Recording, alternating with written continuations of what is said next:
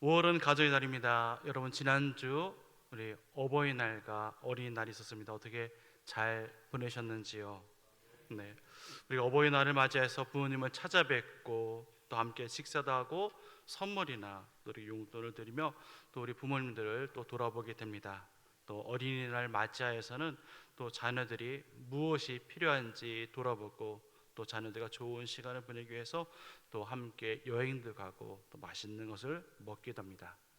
그래서 5월은 이 가족들을 챙기다 보면은 명절날만큼이나 또 많은 또 비용들이 지출되는 달이기도 합니다.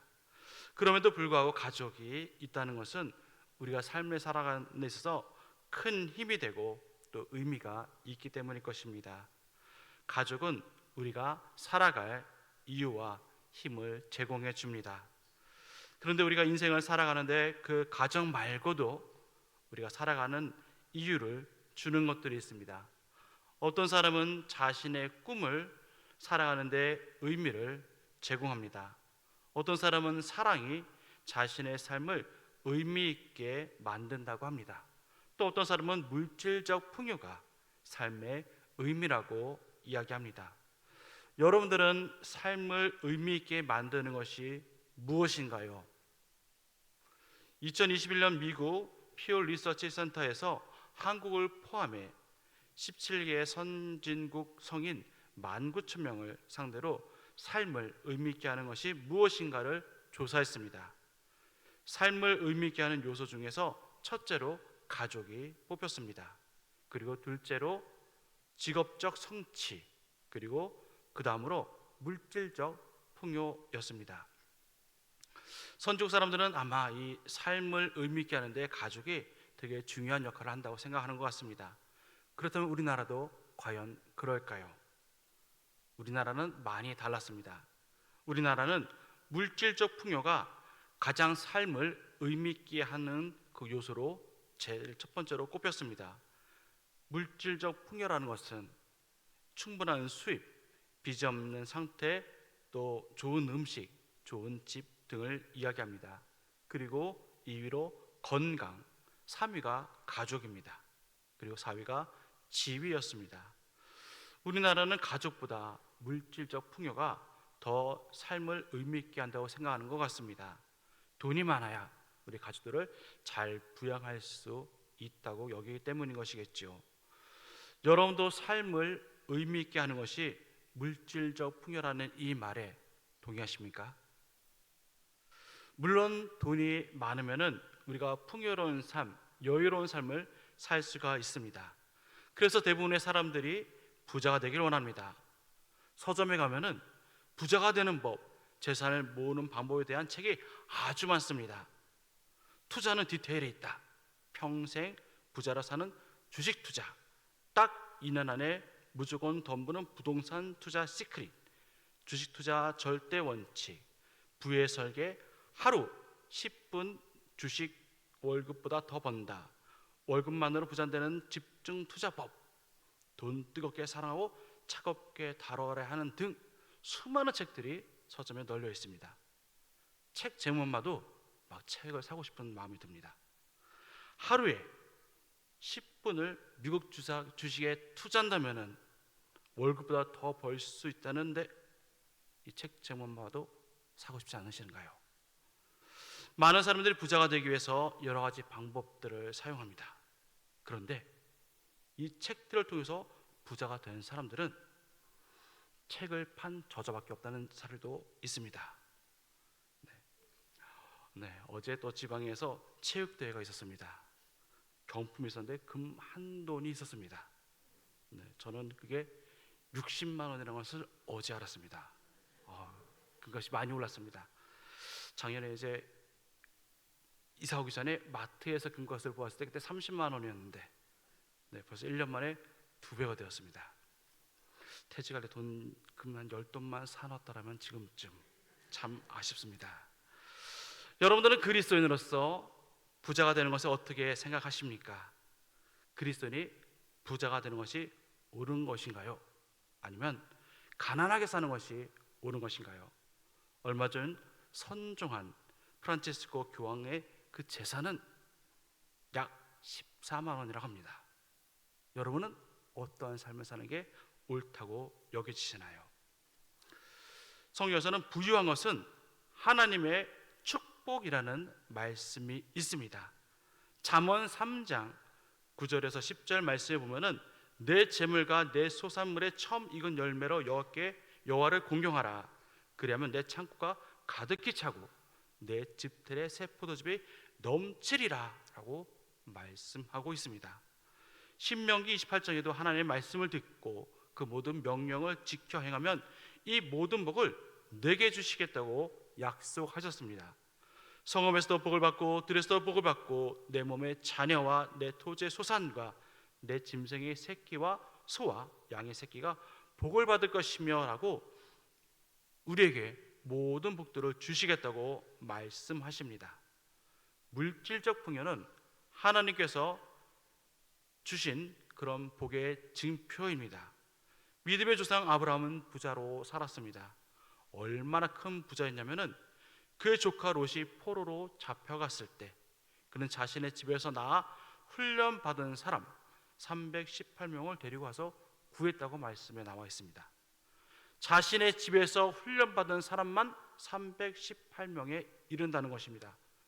아마 그의 가족까지 더한다 치면은 얼마나 많은 사람들이 있었겠습니까? 그 많은 사람들을 다 먹이고 입히려면은 얼마나 많은 비용이 들었을까요? 아브라함이 거부가 된 것은 다 하나님의 은혜로, 하나님의 복으로 된 것입니다. 그의 아들 이삭은 어떤가요?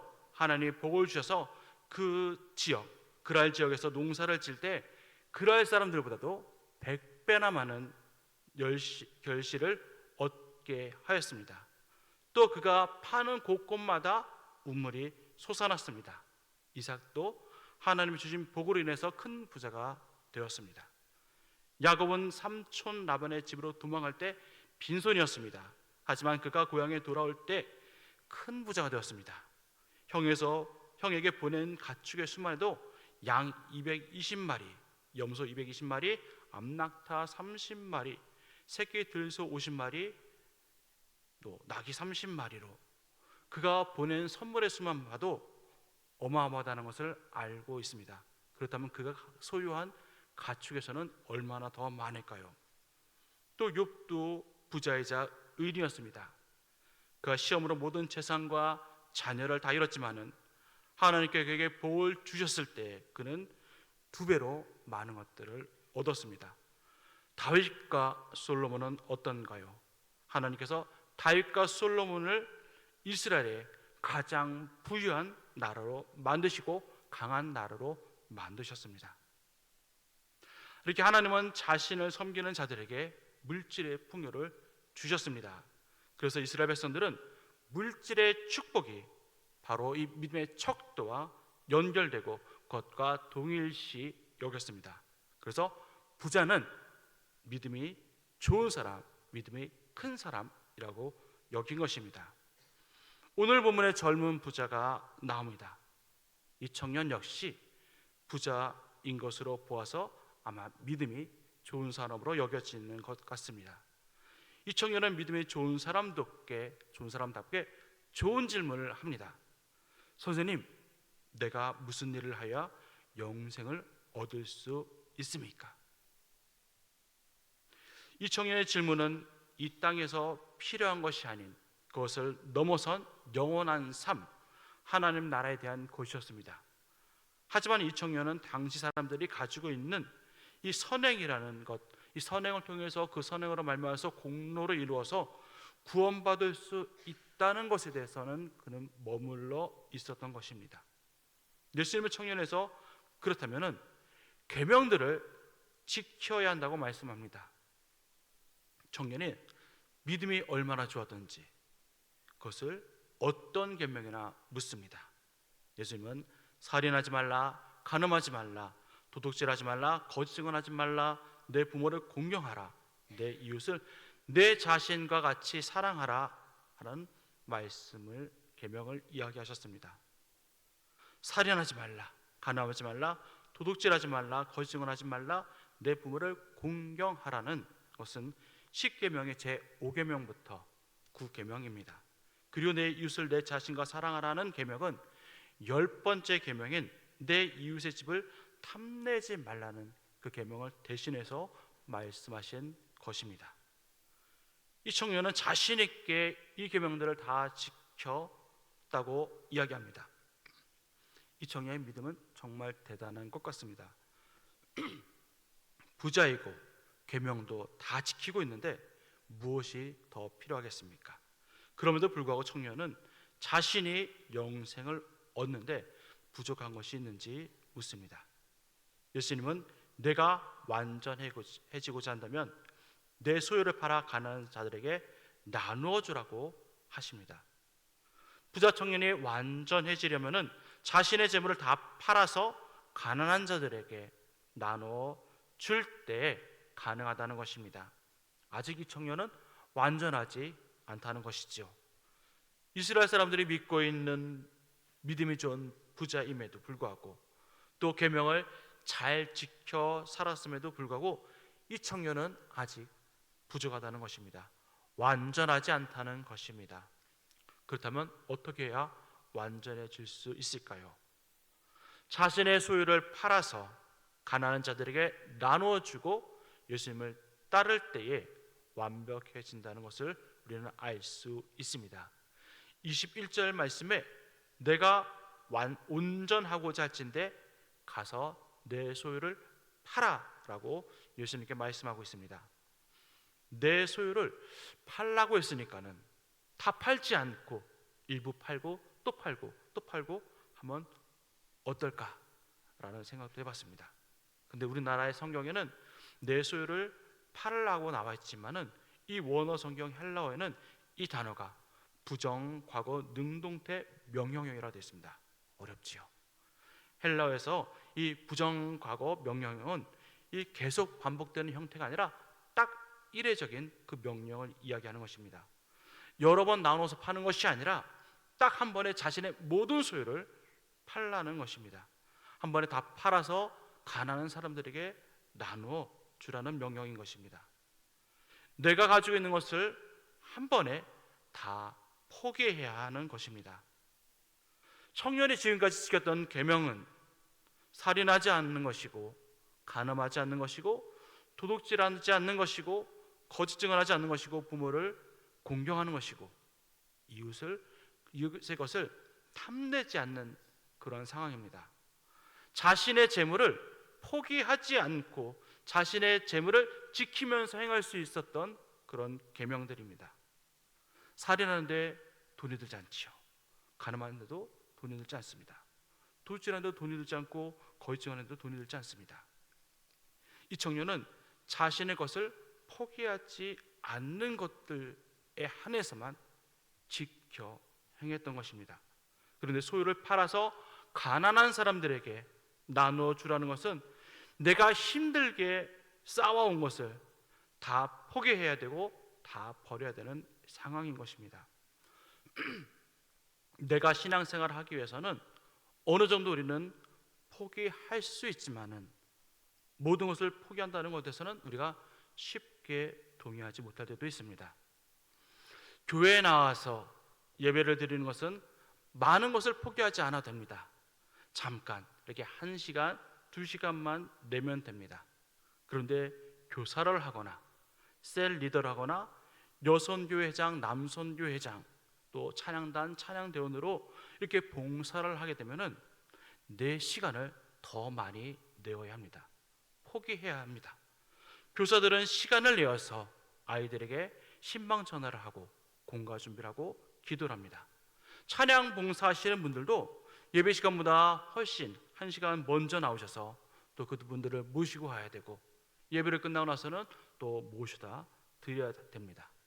찬양대 찬양팀들도 예배 시간보다 훨씬 먼저 나와서 연습해야 합니다. 셀 리더들은 셀 식구들을 챙겨야 되고 안 나왔으면 신방 전화도 하고 또 신방을 가기도 하고 또 셀 모임을 위해서 또 많은 시간들을 더 드려야 합니다. 셀 식구들을 위해서 밥을 사기도 하고 차라도 마시려면 내 경제적 희생도 따라야 합니다. 봉사하신 분들은 예배만 드리시는 보다도 더 많은 시간을 내야 합니다. 헌신하는 만큼 내 가진 시간에서 내 것을 더 포기해야 하는 것들입니다. 우리는 물질도 포기해야 한다는 것들이 있습니다.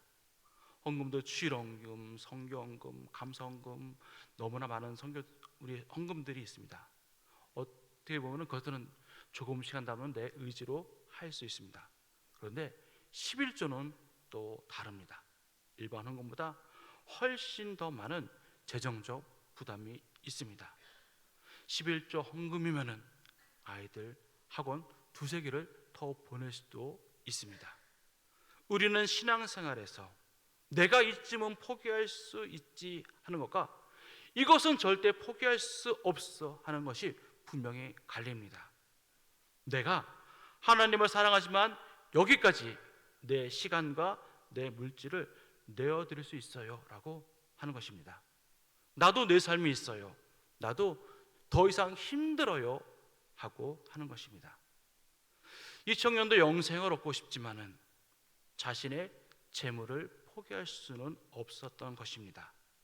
그래서 영생을 얻는 방법을 알았음에도 불구하고 그는 근심하며 돌아갑니다.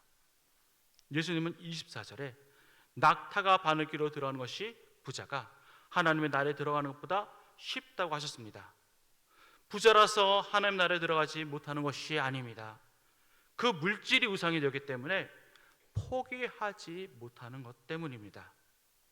예수님을 따르고자 하는 자들은 내가 버려야 될 것이 있다면 내가 가진 모든 것들을 다 버려야 합니다.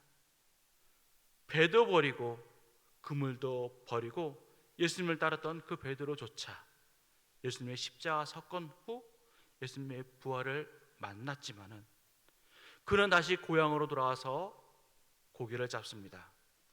우리는 모든 것을 버렸어도 세상 살기에 어려움이 찾아오면은 버렸던 옛 것을 다시 붙잡을 수 있는 그런 연약한 존재들입니다.